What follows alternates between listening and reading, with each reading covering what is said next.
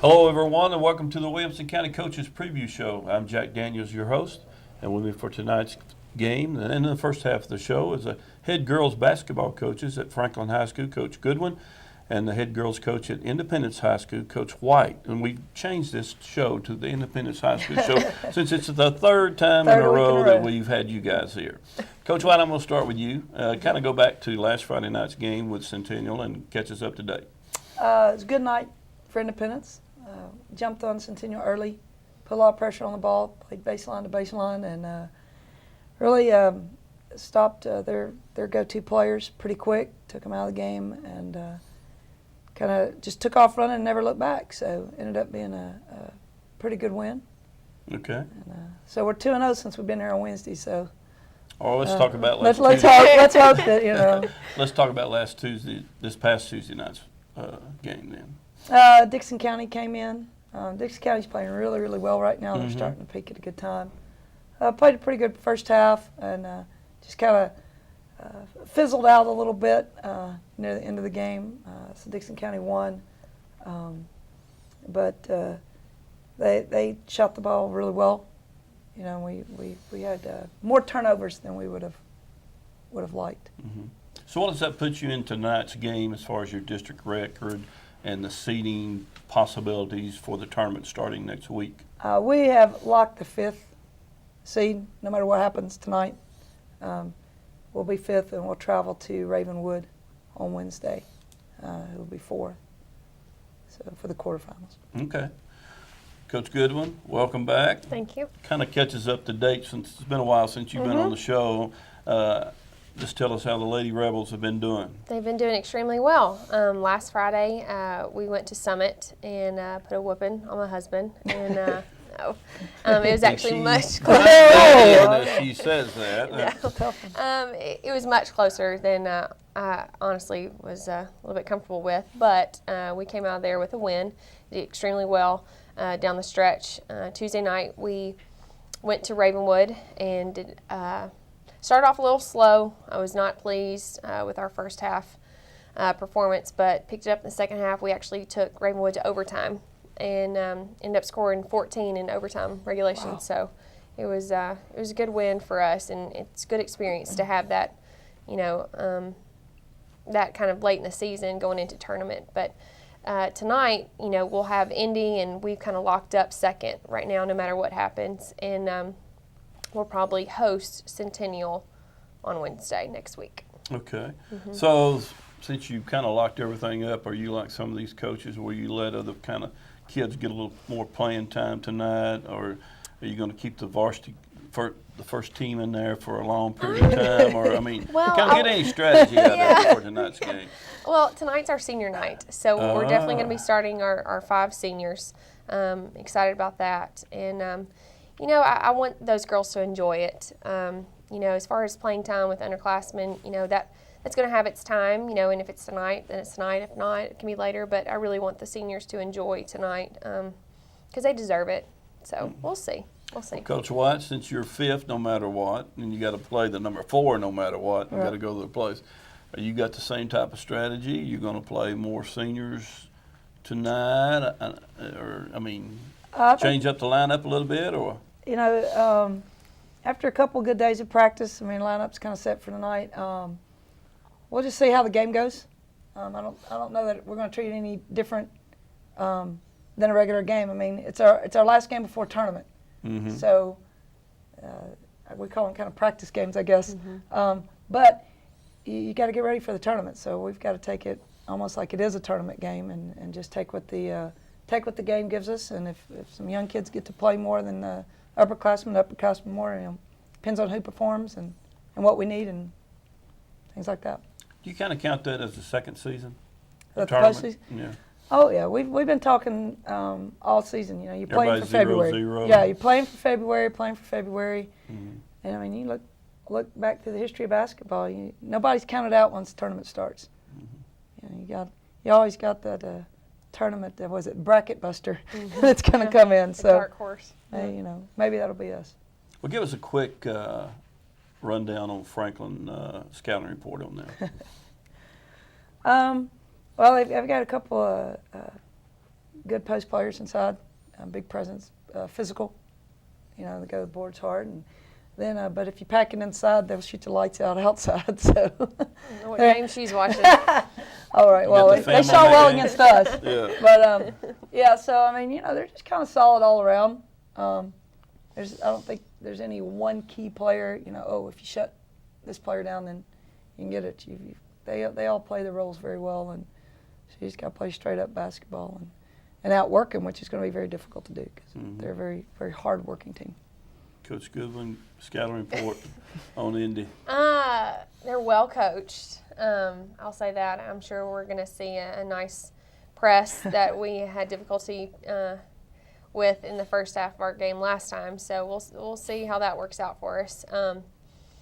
We're going to see a very intense team who's going to drive, look to penetrate, look to dish. We're having to make adjustments right now on defense, doing man-to-man coverage, and so that's what we've been practicing on all week. And I expect that same type of offense to be seen tonight for the game. So we'll adjust accordingly, but I think it's going to be a fun game. It'll be a good way to end the season going into tournament. I told Coach White last week that I'm going to come up with a few different questions since Okay. the frequency of them being here. So you're going to get to participate in some of these Okay, also great. as we go through these things. So Coach White, let's talk about weight room for girls basketball. What's your feelings there? How much do you demand of your girls to be in the weight room off season or during the season? What do you do on that end? Well, this past July, I think some of our young ladies met the weight room for the first time ever, which was quite comical. But we've made great improvements, especially some of our freshmen. The bar alone took them to the floor. But they've got it. So weight room is essential. Just developing the bodies. You do it in season? We do it a couple days a week in season, but hit it more like 4 days a week out of season. It seems like girls are a lot more prone to injury, for whatever reason. So I think because of that, the weight room and just core strength especially, quads, hamstrings, you see a lot more knee injuries with female athletes. It's just going to be really important to keeping injuries down. So whenever our season ends, we'll take a couple of weeks rest and then get right back into it. Coach Goodwin, weight room for the Lady Rebels. We have created our own weight room because we have to fight with our football team and our boys basketball team, Coach Wilson. But we do a lot of body weights. We do a lot of handheld weights. We do core. We do plyometrics. We do box jumps. I'm big on lower body strength, and I think that, like Coach White said, with girls being prone to injury, a lot of it is knee injury. And so we focus a lot on the muscles and building your muscles in your legs. And a lot of it deals with strength training. And, if we don't get into a weight room, we'll find something that gives us weight and we'll run with it. Literally. All right. Run with each other. Yeah. Coach White, 4 corners or let it fly? Ooh, 4 corners. 4 corners. So you like to slow it down a little bit, huh? It depends on my group. Yeah. I was about to say, ooh. Depends on the Yeah. group. But right now, and the game situation. But right now, it'd be 4 corners. Coach Goodwin, Same. it could be a low-scoring game. It won't be. It won't be. That's in theory. That's what Yeah. we dream of. Yeah. But again, that's a strictly personnel question. Who's on the floor at the time? Okay, Coach Goodwin, I'll start with you on this one. Okay. Read and react or attack and disrupt? Ooh, I'm attack and disrupt. I'm a big believer in that. I grew up in a press starting in middle school that I followed all the way through college, so I'm definitely wanting to cause chaos. You know that, of course, I'm not a basketball guy, but it seems like to me that philosophy and the 4-corner philosophy don't go hand in hand. No, they don't. They don't at all. We're kind of opposite Yeah, ends of we the are. spectrum On the right situation, here. Yeah, we like to cause havoc and then we'll just hold it. Yeah. We wouldn't. I don't know. But I definitely would. I need up tempo. Okay, all right. Coach White? Oh, definitely. Attack. You better stop us. We're coming at you. And part of that, it's everything is such a personnel issue. Read and react is so difficult to teach, really. And you got to have a certain kind of athlete, especially a couple of really good ball handlers to run that read and react. I mean, just so if the personnel doesn't fit it. Yep. Okay, Coach White. College or pro? College easy, all day. It's easy. You got to come up with Yeah. something better than that. College. Okay, so what's your favorite college? Big Orange. All right. UT Lady Vols. Go Vols. Yeah. You ever have an opportunity to go see them play? Used to see him play quite a bit, and then with 2 children of my own, that keeps me home a little bit more. But you know, Pat Summitt, what a legendary. I mean, she's just pioneered women's basketball, and you know, used to be it was Louisiana Tech, Tennessee, maybe Texas, but it was just Tennessee, and now you've got Louisville, Connecticut, Baylor, all these different teams, and it's all because Summitt, set that standard so long ago. Everybody's got male practice squads. That's her, Right. So, right. Yeah. Coach Goodwin. I mean, I would definitely say college. I was actually And? just had this conversation with somebody yesterday. And favorite teams would probably be, I mean, I'm a big Tennessee girls basketball fan. Let me just make that girls known. Understand. I'm understand. an Alabama football fan. I'll make that known. But Move over. as far as women's basketball, though, I love Notre Dame. I love watching Yeah. them play. UConn, they're fun to watch. Men's basketball, I'm enjoying watching Ohio State right now. And my boy Aaron Kraft, he's doing amazing things. Need to look him up. Okay, I'll have to do that. Okay. All right, Aaron Kraft. Aaron Kraft. I have to look him up. So MTSU, I mean, they have pretty good basketball over here. Yeah. I think They do. the coach came from Shelbyville. Yeah, High Coach School. Insel. And Yeah. aren't they in the top 25? They are. I think Number they 21 broke it. right now. Yeah, and I watch them quite a bit when I can. And we go to MTSU's camps. And Coach Insel, I have high respect for him. When he was playing at Shelbyville, and I was at another school coaching, we always played against each other, and he's always been very, very helpful. So, Coach Goodwin, not all games are district games. Do you schedule for wins or schedule for competition? Competition. Okay, Coach White? competition. We're going to play the best. You can't be the best without playing the best. So if we get beat by 40, We get we beat get by beat by 40. 40. But, and that's where it's a teaching moment. And Coach Goodwin and I have known each other for quite some time and at other places and coached against each other. If you're going to get beat by 40, you look at that team and go, we're going to learn from them. And I think that's how you build a program. All right. Well, fortunately, you have a district tournament, so it doesn't really make any difference what your record is. Yeah. You got the next week in which you can start the second season. That's right. Thank you, ladies, for joining us for the first half. Best of luck tonight. Thank the you. game's at Franklin, starting at 6 o'clock. Everybody come out and watch the Lady Rebels and the Lady Eagles. Stay tuned for the second half of our show.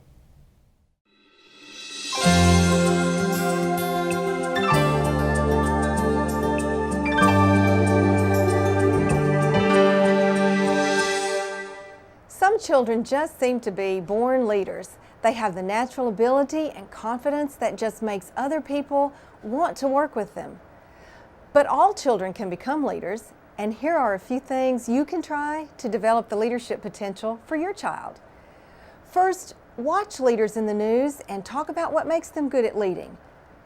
Model leadership for your child through your own involvement in school, business, or community activities. Teach your child to look at things from other people's points of view, because good leaders can see the world from different perspectives. Look for opportunities for your child to be involved in leadership activities through church, clubs, scouts, or athletic teams. Hold family meetings and let your child take turns being in charge. Now remember, don't pressure your child beyond his ability. If he seems to be unhappy or stressed, just relax and lighten up and try again when he's ready. Remember, stay connected. You're the vital link in your child's school success. I'm Joan Tidwell, and this is Parent Connection.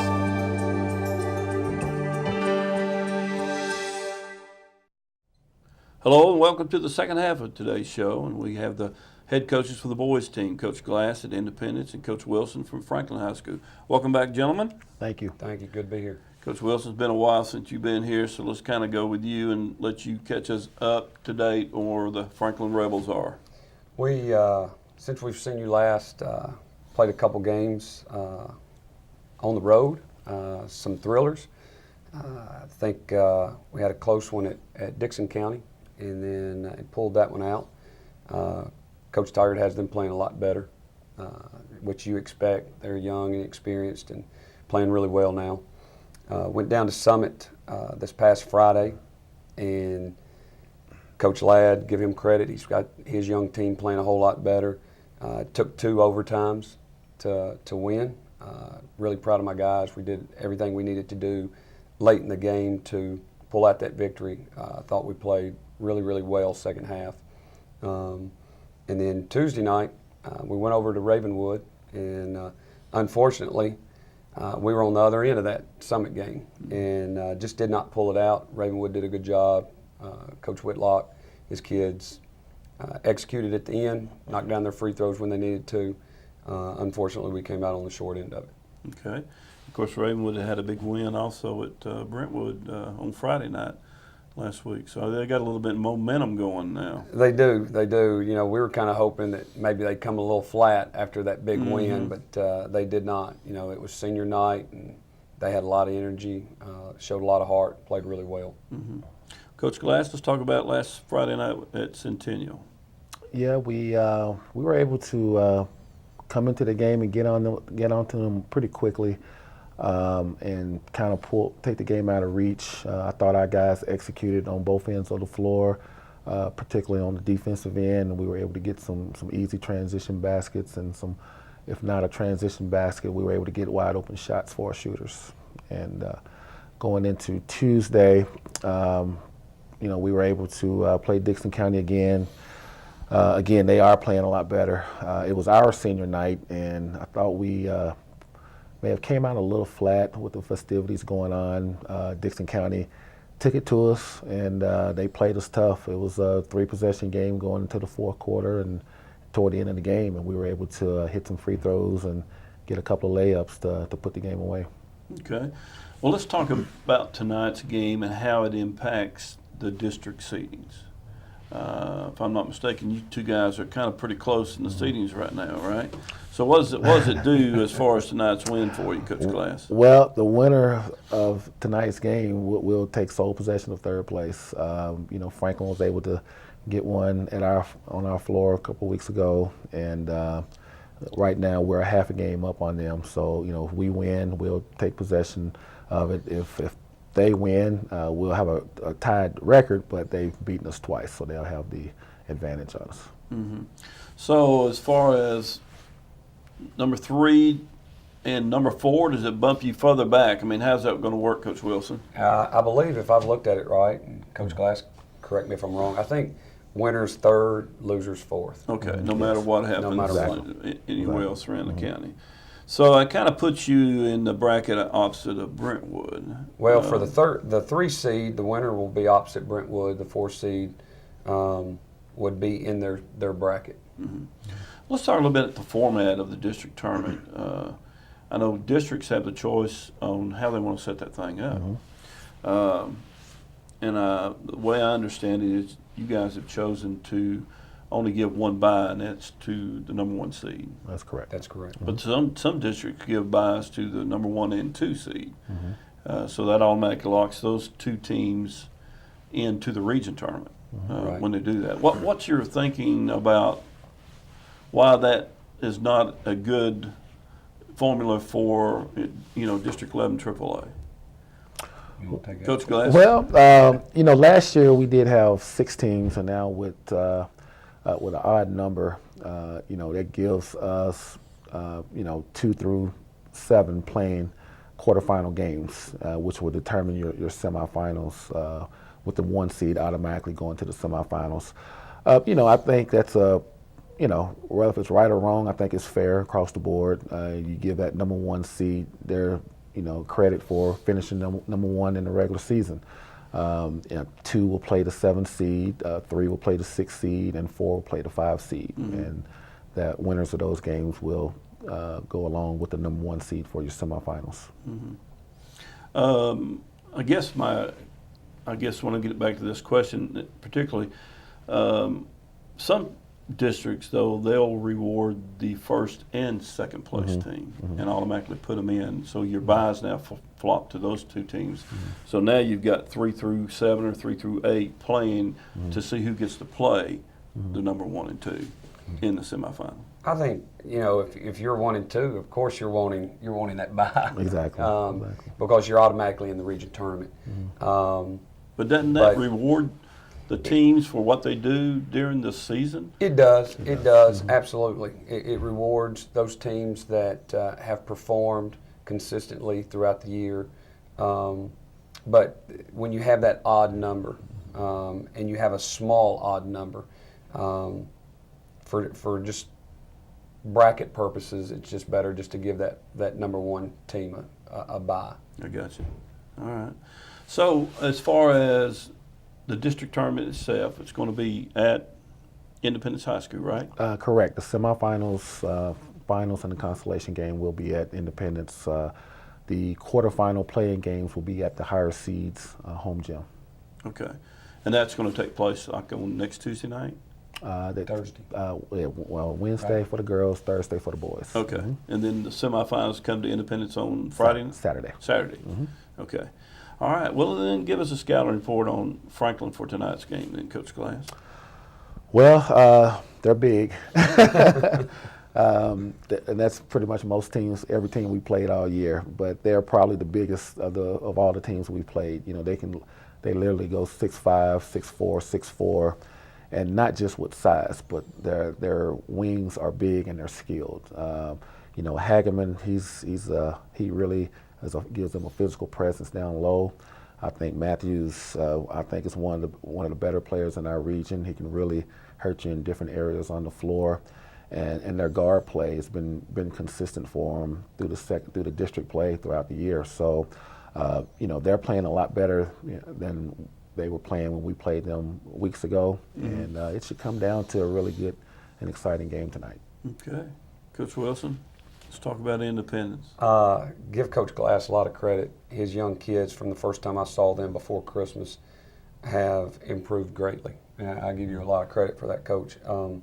He's led by a senior in Sims and a freshman point guard in Grayson Murphy, I believe is his first name.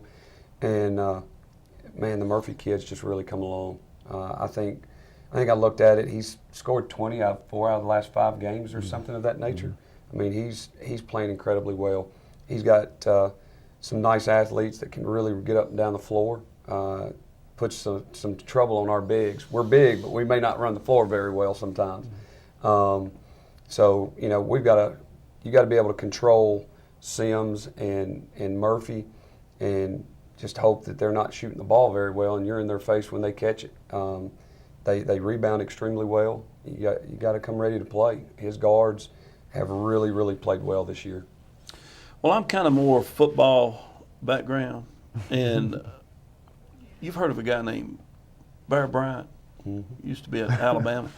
He was a notorious kind of a poor mouth his team, prior to playing the next week. Just I don't know if we can get on the field with him. I don't know if we got enough healthy, but that kind of stuff about his own team. Who would you say, Coach Wilson, is the worst or the best poor mouther of his own team prior to playing them in our district? I'm going to have to give that one to Coach King as I was sitting with him a couple of weeks ago. Okay. You're talking about a guy that's he's got some weapons. He's got some horses. I mean, they can flat play. And he talked like, man, they might be lucky if they just showed up. So you got to give Coach King, and he's had a few years to practice. Oh, he's had a lot of years to practice on that type of thing. And I say that with all due respect, but yeah, Coach King definitely. Okay, Coach Glass, who do you think? Well, to add on to that, I'd say Coach King, but I'd give Coach Whitlock a close second. He's, he likes to downplay things a lot too. But when his team steps out on the floor, they're ready to play, especially come tournament time. You know, they really step it up during the tournament. So, you know, it'll be an interesting district tournament this year. It should be very interesting. Okay. Well, I asked the lady coaches earlier in the first half some questions outside of tonight's game, so I'm going to throw them at you guys. Weight room, Coach Wilson. Tell us about how important that is to you and your team in the off season and also in season. Well, start with in season. We haven't gotten in the weight room near as much as I would like, especially with my young kids. A lot of my older kids, because they play football, they're in a weight room, they're in a weight class, so they're getting quite a bit of weights in. So we're not in there near as much as we'd like to be during the season. We're going to work on that and try to work on scheduling that time this spring. But as far as the weight room's concerned, it's huge. You've got to be strong, especially in this district. I mean, every coach in this district does a fabulous job with their team, and it's a physical game. And then core. This spring, we will work a lot of core. Coach Glass and I were sitting in the back talking about this a little while ago. It's about speed, strength, quickness, and balance is a big deal. And so core strength is huge. Coach Glass? Well, during the season, we try to go in at least twice a week. It's been with the hectic schedule the last week. I think we played 3 games last week, so it was kind of tough to get in there. During the off season, we're in there 4 nights a week. Again, it is very important, especially with a young group of kids that we have this year. You know, on average during the summer, we had an average weight gain of about 13, 14 pounds. So that was really crucial for us, especially with 11 freshmen and 5 sophomores that don't play football. So it was very important for us to get in there and get stronger. On the offensive side of the ball, 4 corners or let her fly? No, I don't really do the 4 corners, you know, but we do. We try to get a controlled tempo. We take advantage of our opportunities to get up and down the floor. We got, you know, Finer Stribling, who I think, you know, obviously he's the state champion in the 400, and his biggest asset is getting up and down the floor and hopefully trying to wear people down. So we do take advantage of opportunities when we can. Our guards are pretty quick, but at the same time, we know at times we got to slow it down and run our sets to get what we want. Coach Wilson? I'm kind of the same way. I want to get up and down the floor. We'll pull it out and run some 4 corners if it's late and we got the lead, but we want to run a controlled tempo. We want to control that tempo, and we'd like it to be fast. On the defensive side, read and react or attack and disrupt? I'd much rather attack and disrupt. Is what I'd rather do. This year we've done a lot of read and react, and that's tough because you've got to teach kids a lot, and they've got to learn quickly. But you know, most high school kids just do better with just being aggressive and just attack, just disrupt it. Coach Glass? We've been successful with attacking the ball, particularly on ball screens, and even in our half-court sets. We've started to press a little bit more toward the second half of the year, and that's turned out to be pretty well for us. Well, gentlemen, thanks for joining me, and best of luck tonight, and best of luck next week when the district tournament starts. And the game starts at 6 o'clock tonight at Franklin for the girls' game. The boys will follow shortly thereafter. Again, thank you for joining us for this second half of tonight's game. Franklin High School, 6 o'clock. Independence invades the Rebels. I'm Jack Daniels, your host.